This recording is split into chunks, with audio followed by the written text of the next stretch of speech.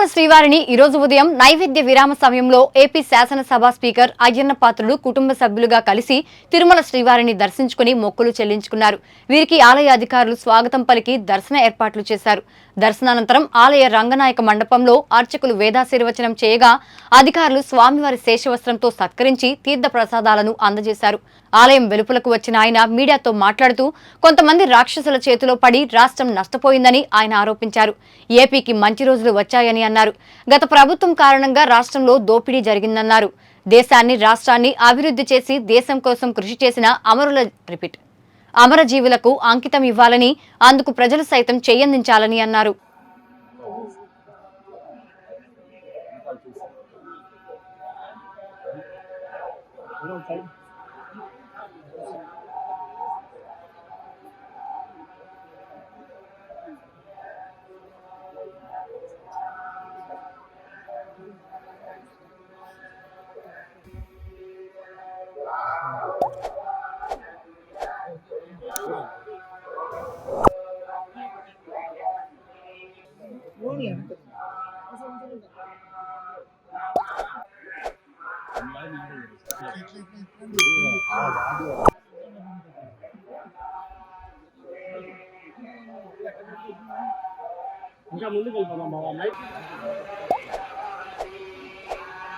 అందరికీ నమస్కారం అండి. నేను స్పీకర్గా పదవి బాధ్యత తీసుకున్న తర్వాత స్వామివారి దర్శనానికి ఒకసారి రావడం జరిగింది. స్వామివారిని దర్శించుకొని వారిని మనస్ఫూర్తిగా నేను కోరింది ఏంటంటే, గత 5 సంవత్సరాల్లో కొంతమంది రాక్షసుల చేతిలో రాష్ట్రం నష్టపోయింది, దోపిడీ జరిగింది, అభివృద్ధి కుంటుపడింది, రాష్ట్రానికి చాలా నష్టం జరిగింది. అంతేత మళ్ళీ మంచి రోజులు ఇచ్చారనుకుంటున్నాం. మేము ప్రజలందరూ కూడా మంచి తీర్పు ఇచ్చారు, పనిచేసే నాయకులు ఎన్నుకున్నారు.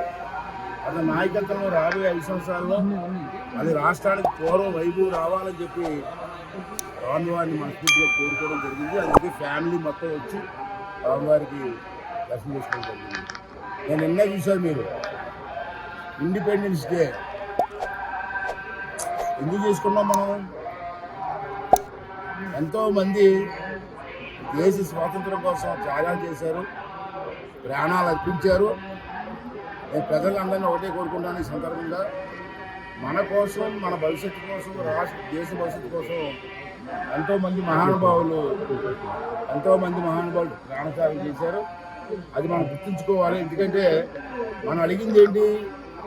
ఆ దేశానికి స్వాతంత్రం కావాలని.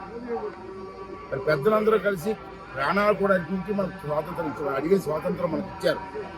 వాళ్ళ బాధ్యత అయిపోయింది. ఇంకా మన బాధ్యత ఏంటంటే వాళ్ళు ఇచ్చిన స్వాతంత్రాన్ని మనం స్వీకరించి మనం కూడా బాధ్యతగా ఉండి ఈ దేశాన్ని, రాష్ట్రాన్ని అభివృద్ధి చేసి ఆ అమర జీవితాలకు రుణం తీర్చుకోవాల్సిన అవసరం ఉందని చెప్పి ప్రజలందరికీ కూడా ఈ మీడియా ద్వారా విజ్ఞప్తి చేస్తూ, ఆ స్వామివారి ఆశీస్సులు ఎప్పుడు కూడా చంద్రబాబు నాయుడు గారికి, ప్రభుత్వానికి, ప్రజల మీద ఉండాలా. ఈ రాష్ట్ర అభివృద్ధి చెందాలని మనస్ఫూర్తి కోరుకుంటూ